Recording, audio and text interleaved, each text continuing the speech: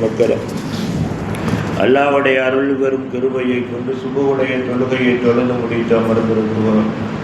அல்லாஹ் தபாரக் வ தஆலா இந்த உலகத்தை படைத்து இந்த உலகத்திலே நம்மை படைத்திருக்கிறார். நாம் வாழ்ந்திருக்கிறோம். நாம் ஒவ்வொருவரின் நோக்கமே இந்த உலகத்தில் வாழக்கூடிய காலகட்டத்திலும் சரி, இது அல்லாத உலகத்தில் வாழ்ந்த காலத்திலும் சரி, இனிமேல் வாழப்போற உலகத்திலும் சரி, நாம் எல்லாருடைய நோக்கம் ஒன்றுதான். என்னவென்று சொன்னால், நிம்மதியாக வாழ வேண்டும். உடலுக்கோ உயிருக்கோ, உடலிலே உண்டான உறுப்புகளுக்கோ, நமக்கு அல்லாஹ்வின் புறத்தில் இருந்து கொடுக்கப்பட்ட பொருளாதாரத்திற்கோ என்ன வரக்கூடாது, எந்த விதமான கஷ்டமும் வரக்கூடாது என்பதுதான் எல்லாருடைய நோக்கமே. மாறான நோக்கம் யாருக்காவது இருக்குமா என்றால், அன்பிற்குரியவர்களே, ஐவாய் மிருகங்கள் முதல் கொண்டு ஆடாமல் அசையாமல் இருக்கக்கூடிய மரம் செடி கொடிக்கு கூட என்ன செய்யாது, இருக்காது. அன்பிற்குரிய அருமை பெருமக்களே, அதாவது திருடனை எடுத்துக்கொண்டால் கூட, கொலைகாரன் கொள்ளைக்காரனை எடுத்துக்கொண்டால் கூட, அவன் அந்த காரியத்தை செய்ய போகின்ற பொழுது அவனும் கூட என்ன செய்வான் தெரியுமா? இறைவனை கும்பிட்டு இறைவனை வணங்கி விட்டுத்தான் போவான். இறைவனிடத்திலே சொல்லிவிட்டுத்தான் போவான். நான் திருடப் போகிறேன், கொலை செய்ய போகிறேன், கொள்ளையடிக்க போகின்றேன், ஆகையினால் இதில் மாட்டிக்கொள்ளாமல் தப்பித்துக் கொள்ள வேண்டும் அப்படின்னு சொல்லி போட்டு போவானே தவிர, நான் தவறு செய்கிறேன், அந்த தவறு செய்து முடிக்குகிற பொழுது இதற்குண்டான தண்டனையை அனுபவிக்க வேண்டும் என்று எந்த கொலைகாரனும் கொள்ளைக்காரனும் திருடனும் சொல்லுவானா என்றால் சொல்ல மாட்டான். அன்பிற்குரிய அருமை பெருமக்களே, காரணம், உலகத்தில் படைக்கப்பட்ட ஒவ்வொரு படைப்புடைய நோக்கமே என்ன? உடலுக்கோ உயிருக்கோ, உடல் உறுப்புகளுக்கோ, பொருளாதாரத்துக்கோ என்ன வரக்கூடாது, சிரமம் வரக்கூடாது என்பதுதான். அதே நேரத்திலே அந்த காரியம் நடப்பதற்கு, நாம் நினைக்கக்கூடிய காரியம் நடப்பதற்குண்டான முயற்சிகள் நம்மளிடத்தில் இருக்குகிறதா என்றால் இல்லவே இல்லை. அன்பிற்குரியவர்களே, பெருமானார் ஸல்லல்லாஹு அலைஹி வஸல்லம் இடத்திலே சஹாபாக்கள் கேட்கிறார்கள், அல்லாஹ்வுடைய திருப்தியும் வேணும், அல்லாஹ்வுடைய திருப்தியும் வேணும், உலக வாழ்க்கை நிம்மதியா இருக்கணும், அல்லாஹ்வுடைய கோபம் இருக்கக்கூடாது, உலக வாழ்க்கை நிம்மதியாக இருக்காது, அதற்கு ஒரு செயல்பாடை சொல்லிக் கொடுங்கள் அப்படின்னு நபிகள் நாயகம் ஸல்லல்லாஹு அலைஹி வஸல்லம் சஹாபாக்கள் கேட்குகிற பொழுது சஹாபாக்கள் சொல்லுகிறார்கள், ஒரே ஒரு விஷயத்தில் கோபமாக்காதீர்கள், ஒரே ஒரு விஷயத்தை என்ன செய்யாதீர்கள், கோபத்திற்கு உள்ளாக்காதீர்கள், அல்லாஹ்வுடைய அன்பு கிடைத்துவிடும். ஒரே ஒரு விஷயத்தை கோபத்திற்கு உள்ளாக்கினீர்களேயானால் அல்லாஹ்வுடைய கோபம் உறுதியாக கிடைக்கும். பெருமானாரிடத்திலே சகாபாக்கள் ஆர்வத்தோடு கேட்கிறாங்க, அப்படி எந்த விஷயத்தை கோபமாக்க கூடாது? பெருமானார் ஸல்லல்லாஹு அலைஹி வஸல்லம் அவர்கள் சொல்லுகிறார்கள், எனக்கு அல்லாஹ் சொல்லி கொடுத்தான், ரிலல் ரப்பி ஃபீ ரிலல் வாலிதை சஹ்துர் ரப்பி ஃபீ சுஹ்தில் வாலிதைன்னு சொல்லி கொடுத்தான். என்னங்க அர்த்தம்?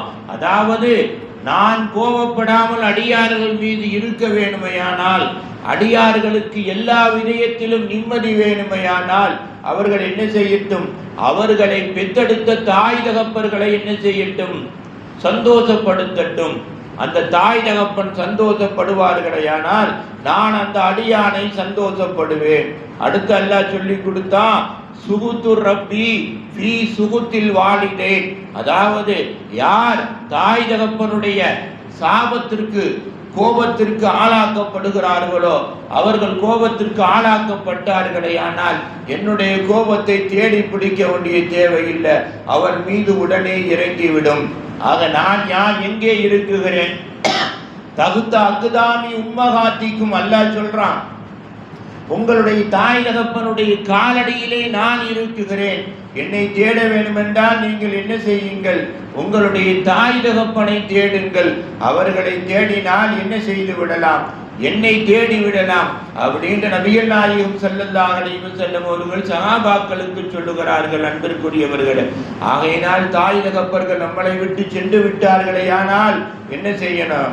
நாம் காலையில் எழுந்தவுடனே அவர்களுக்கு துவா செய்யணும். நைட்டு படுக்குகிற பொழுது அந்த துவா, அவர்களுக்கு துவா செய்யாமல் படுத்துமையானால் மறுநாள் காலையிலே பரக்கத்தை சந்திக்க மாட்டோம், கோபத்தை தான் சந்திப்போம்.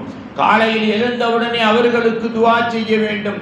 அப்படி துவா செய்யாவிட்டால் மனதிலே சஞ்சலத்தை அன்று பகல் பூரா சந்திப்போம், சந்தோஷத்தை சந்திக்க மாட்டோம். அன்பிற்குரியவர்களே, அதாவது நமக்கு நல்லா தெரியும், அதாவது புகாரி ஷரீப், இமாம் புகாரி ரஹ்மத்துல்லாஹி அலைஹி, இமாம் புகாரி முகமது இஸ்மாயில் ரஹ்மத்துல்லாஹி அலைஹி அல்லாஹ்வுடைய திருவேதத்திற்கு பின்னால், திருவேதத்திற்கு பின்னால் பெருமானாருடைய ஹதீதுகளை முழுக்க தன் வாழ்க்கை பூராவுமே தேடி தேடி பெருமானார் ஸல்லல்லாஹு அலைஹி வஸல்லம் ஹதீதுகளை ஒன்று சேர்த்து வெளியாக்கப்பட்ட கிதாபு தான் புகாரி ஷரீப்.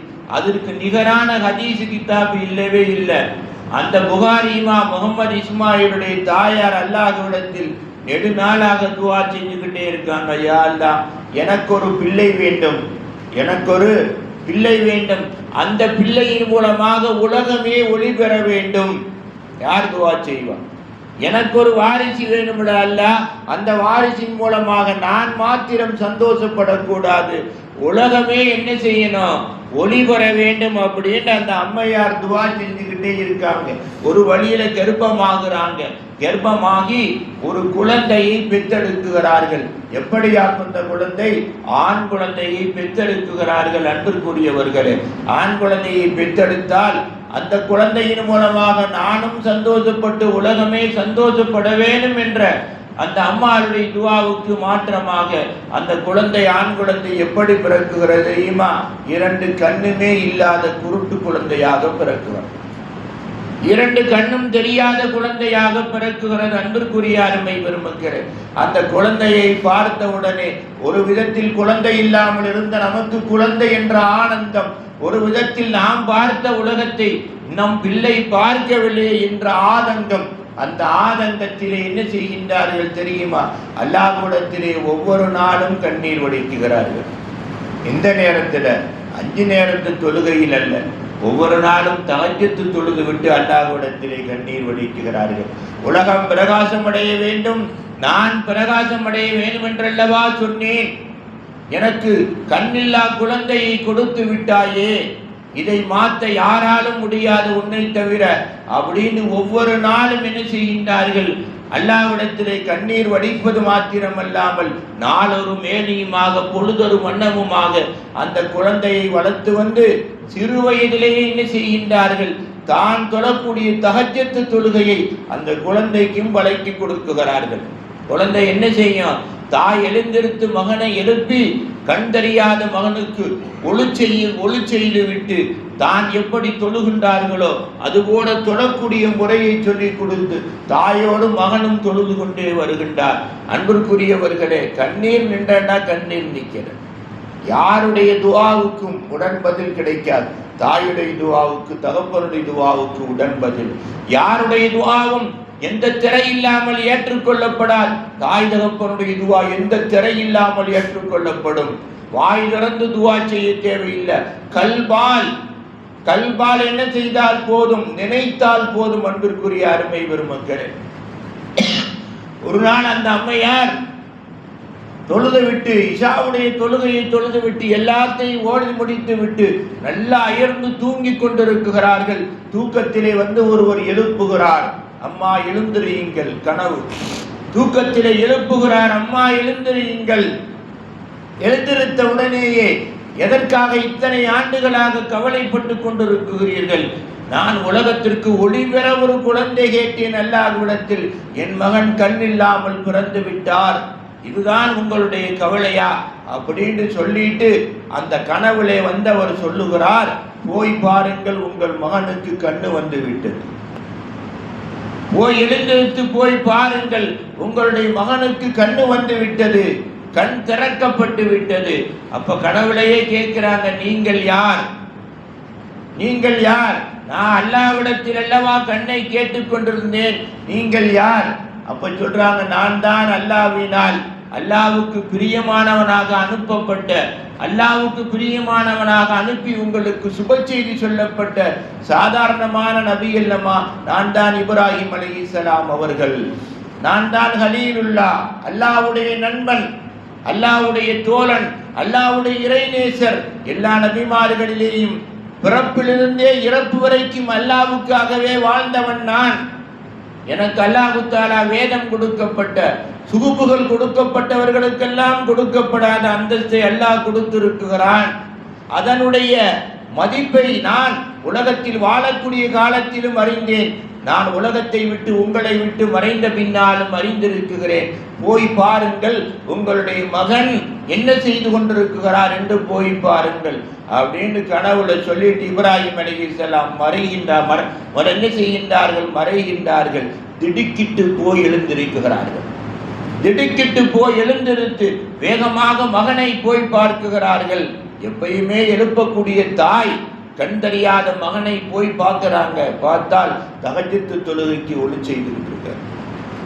தண்ணி எடுத்து ஒளி செய்து விடக்கூடிய மகன் தஹஜ்ஜுத் தொழுகைக்கு ஒளி செய்து கொண்டிருக்கிறார். மகனை பார்த்து சலாம் சொல்லுகிறார்கள்.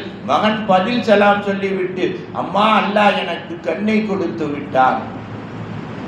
கண்ணை கொடுத்த உடனே அவனுக்கு நன்றி செய்யும் விதமாக முதல் காரியம், தஹஜ்ஜுத் தொழுகைக்காக நான் என்ன செய்கின்றேன்? ஒளி செய்து கொண்டிருக்கிறேன். எனக்கு நீங்க எதையுமே பழக்கி கொடுக்கல, நீங்கள் பழக்கி கொடுத்தது இதுதான்.